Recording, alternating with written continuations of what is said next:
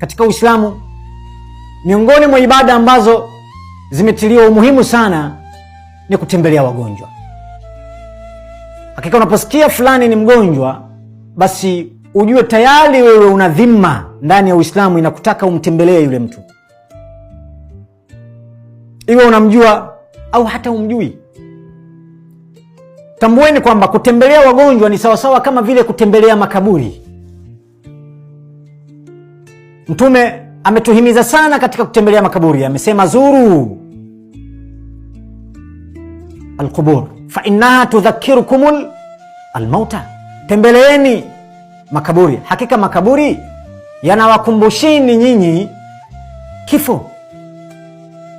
Na ugonjwa pia tunaambiwa ugonjwa ni salamun, ugonjwa ni salamu, ugonjwa ni hodi ya kifo.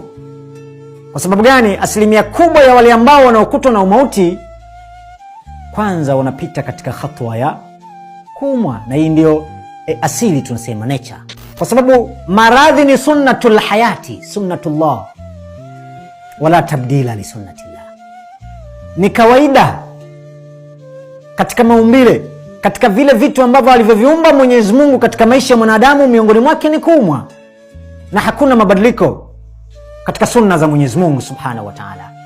Tujitahidini pale ambapo tunapoona kuna wagonjwa, tutembelee wagonjwa. Kuna faida ya kijamii kwanza, ushirikiano, umoja, mapenzi yanajengeka, amani inakuwepo, inaleta athari fulani kwa mgonjwa, na anajisikia kwamba kumbe kuna watu wananitambua katika jamii.